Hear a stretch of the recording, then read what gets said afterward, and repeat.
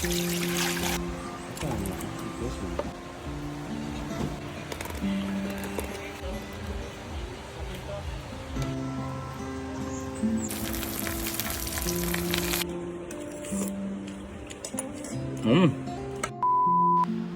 adlaw kanyang tanan, nakikita niyo naman sa aking harapan ang sari-saring gulay fresh from the farm.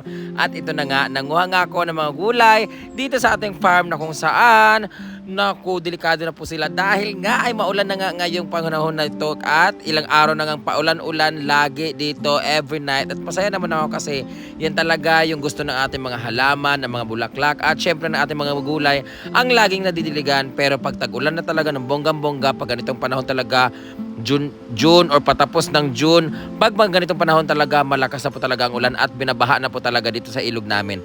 At yan po ay hindi maganda para sa ating mga pananim ng mga gulay, kaya bilisan natin ang pag-harvest at buti na lang kahit tag-ulan, marami pa rin po talaga ang ating mga tumutubo na mga bunga at syempre ang ating upo ay non-stop talaga ang kaniyang pagtubo at pamumunga at ang dami na po namin na gulay dyan. Pinamigay na rin po sa kapitbahay, pinamigay na rin sa mga kamag-anak at narinig nyo nga po ang lakas ng ulan ngayon O diba? It's 12 midnight na po at nag-i-edit pa rin po ako ngayon at nagbo-voice over at malakas po ang ulan. Pero ganun talaga, kailangan nating labanan dahil ako nga lang po ang nag-i-edit at nagvo-voice over dito. At syempre, videographer ko kung sino na lang yung pwede sa amin dito sa farm. Ang nagbibideo para sa akin ngayon ay si Gidilo, ang anak ng Vivian. At syempre, siya po ang nautusan ko ngayon kasi hindi available si Etsing kasi naglalaba. Si Jayford naman po ay naglilinis at si Ansing ay nag-aalaga ng mga aso. At yung ibang mga bakla ay nagbablog ng sarili nila. At ito na nga, pagpatuloy natin ang pagkuha ng ating mga halaman na kung saan. Dito na nga tayo sa may alugbati na kung saan ang alugbati ay haba na nga talaga ng mga tangkay. Pero kailangan na po siyang putulin para po magsanga-sanga na po siya. At syempre, kumuha rin tayo ng mga talbos ng kamote. Anong tawag sa inyo na? Ang tawag sa amin ito ay 5 fingers or andawal. Pero in general, talbos po siya ng kamote or in English, kamote tops naman siya. At nakapagkuha na nga si Ansing ng ating mga okra at talong. Makikita nyo pa mamaya kung sino ang nauna. At ito na nga ang ating fish pan na kung saan, kung makikita nyo, para po yung mga anak ni Kano. O diba? Puro foreigner po ang ating mga tilapia, kulay pink po siya. Shout out sa mga nakakain nito. Hindi ko pa po ito natikman pero ano kayong lasa ng tilapia? Para siyang koi fish talaga sa fish pan. So ito na nga, si Ansing pa lang unang nanguha. Pagising ko ng umaga, hindi na po ako nakapag-video dahil nanguha na po siya ng mga talong, ng mga pipino, talbos ng upo. Oo nga po, o yan po ay talbos po ng upo. Ang nakakain ko lang po dati ay mga talbos ng kalabasa, talbos ng kamote. Pero first time ko po kumain ng talbos ng upo at si Ansing pa magluluto. At ayan na po, sinisegregate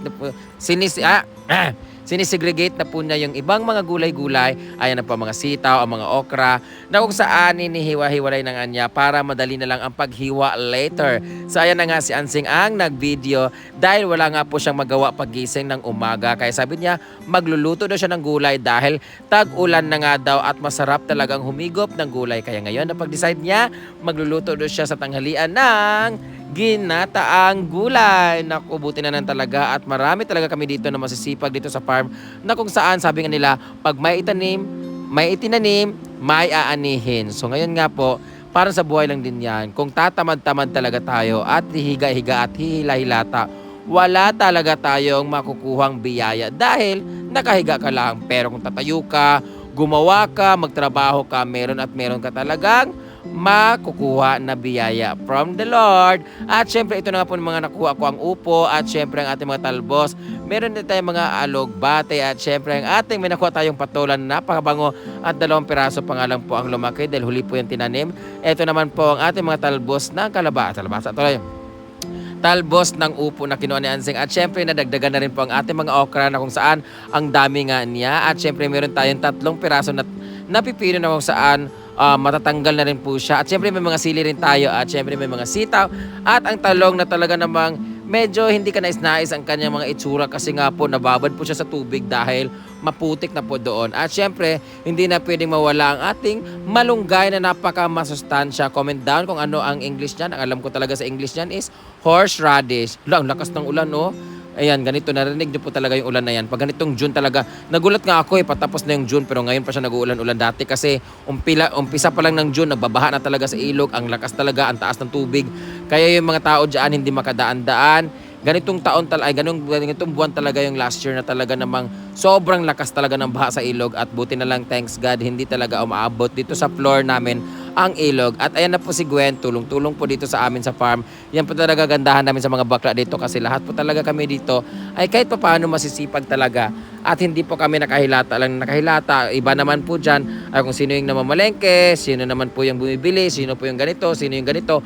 May toka-toka po kami, hindi po kami nakatoka lang sa isang bagay, kundi kung sino lang yung available, kung sino yung pwede, meron po tayong mga initiative. Ganun po talaga tayo guys. Kailangan talaga meron tayong initiative para naman mabuhay ng maayos at wala talagang awayan sa isa't isa. At ito naman si Manman, ang tokangan niya ay mangharana kay Ansing habang naggagayat ng mga ricados at mga gulay, kinikilig-kilig naman si Yaya Hana. At syempre si Jefford naman ay nandun sa gilid naman siya naman nag-aasikaso ng ibang mga gulay. At ito namang si Ansing ay nakikipagkulitan dahil siya nga daw ang magluluto dahil sabi ko nga daw siya ang pinakamasarap magluto dito sa amin. Kaya nagpapabida-bida si bakla kasi malapit na talaga ang sahod, so kailangan talaga niya magpasikat. O di ba? Ganoon naman talaga ang buhay, magpasipsip tayo. Charot lang. Hindi, ganyan talaga kami dito guys. So ito na nga, makikita nyo, meron na tayong mga malunggay, alugbati at syempre ang mga talbos. Malapit na po siyang matapos. At ito na nga, natapos na po ang pagkukumus-kumus ni Ansing ng gata. Hindi ko na nabidyohan. So tapos na po. Ito na po ang ating ispisong gata or kakang gata o ito na naman ating pangalawang gata o ang tawag na lasyaw dito sa amin. Lasyaw po siya kasi may tubig na po siya na marami. Ito na po ang pagluto ni Ansing. Una pa nilunod ang pangalawang gata. Nilagay niya mga ricados, luya, sibuyas at syempre ang kaniyang tanglad. At meron pala ang tanglad pala niya ay talagang pinukpok-pokpok kasi binili po niya sa palengke kasi wala po siyang nakuhang tanglad doon sa pananim namin kasi naubos na. Hindi pa po nagkadahon ng marami. So nilagay na po ang ating sitaw at syempre ang ating okra at syempre ilalagay na po ang ating talong. So nagkamali-mali si Ansing dyan talaga kasi nakalimutan na may patola pala. So nilagay na po ang gulay niya. Ito na nga siya guys.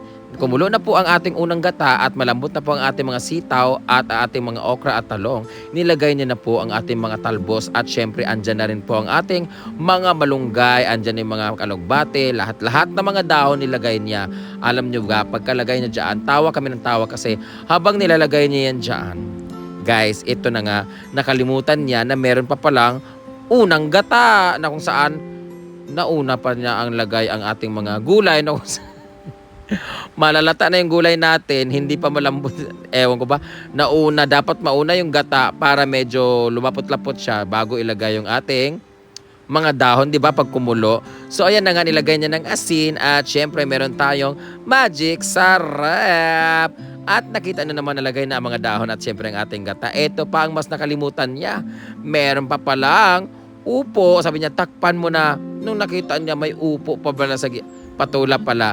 Yung patola na yan ay sobrang bango. Kaya kinurot-kurot ko talaga siya kasi una niya nilagay ang mga dahon bago ang ating patola. So bahala na mas maganda rin yun maluto. Kaya ito na ang ating ginataang gulay na kung saan kawawa talaga ang lalaki pag ang mga bakla ay naku, pag nagpalubi ang mga bakla, lalabas talaga ang tunay na hinagpis ng mga bakla.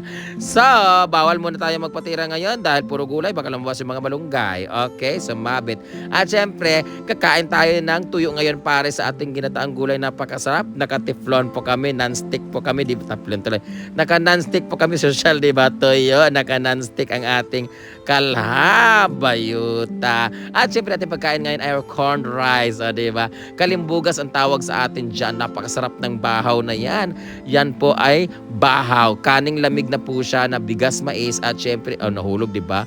Ang tanga-tanga ko. So, ayan na nga. Ay, bakit ganito? Bakit? Ano tong video na to? Hayaan nyo na, guys. Tara, kain na tayo. Bye-bye.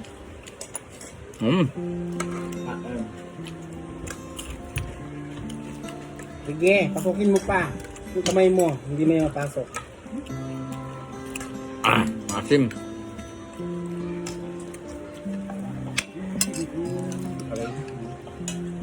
Sarap ng gulay, guys, oh.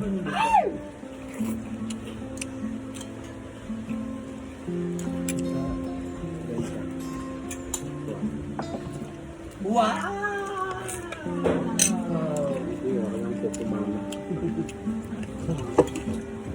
Kulang sa lapot kasi dalawa lang nilagay na ako. gata, pero next time damihan natin. Maganda naman niya kasi ano, yung natural na. Hindi maraming ano ako dahil yung soup ko. Mantika yung nilagay niya. Sinabaw niya galing sa tuyo. Wala ko. Ano man sila? Kuha sila? God! Kain na daw! Ang tapae.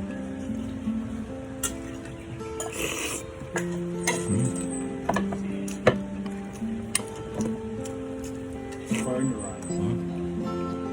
Ano yung sabihin ko? Si ilan naman na yung mga itin mo? Ako nagsampay pero yung konti lang. Pero mamaya kukunin mo yung Mm. Hindi pa ka nasampay lahat kasi walang space. Bili man ano. Kaya nga. Hindahan. Dito ka na, huwag ka na lumayo sa kanya. Dito ka na. Mm.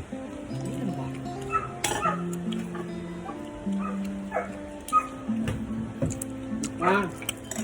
Tapos tuyo dahil no? Hindi ako nakatupay nito.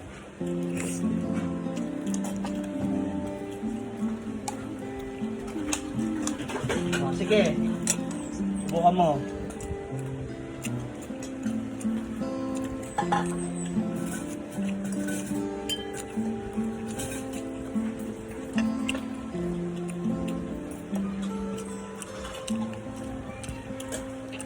Thank you Lord sa napakaagang blessing.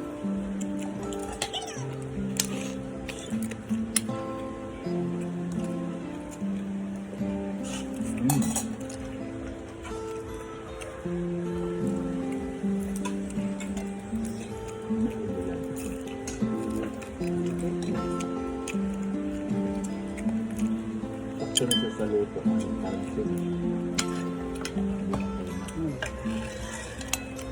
Very probably kaon. Mas bangkay na ang gulay.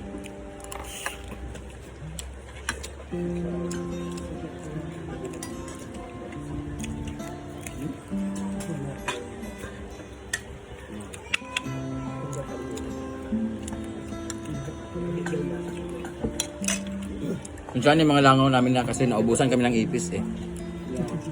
Ano? Iba yung inspiration. Inspired. Iba talaga ang ano. Ah. Importante fully paid.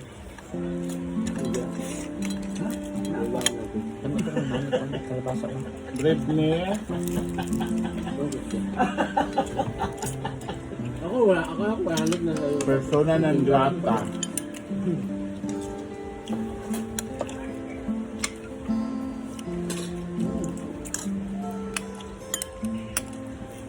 Ba't niya? Oh, 2,500 stars, Ma'am Cheng. Happy birthday, advance! Ba't niya? Ang sarap ah. Kulangan mo naman yung tinuker. Wala akong nakikita na comment guys kasi pinatong ko yung cellphone ko nandiyan sa harapan ng kaya Pinalubat lang kasi niya yung cellphone. lobat ko sa phone ko. Kaya live ako.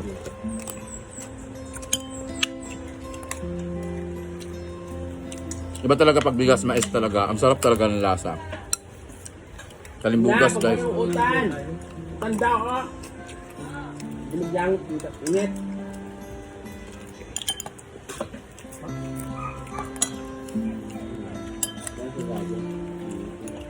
Masarap din yung talbos ng upo.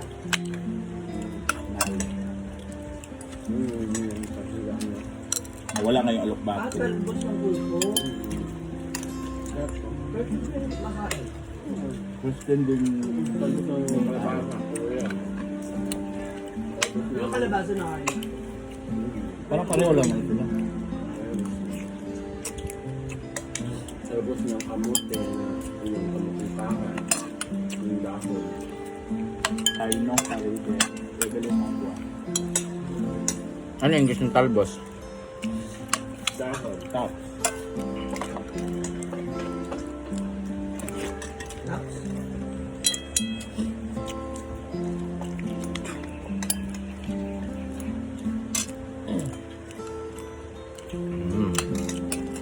Luto na. Pariso ng coke. Kape. Yan ma. Ano sa dulo? Marichar Mayormita, yes, dito po. Andiyan ka.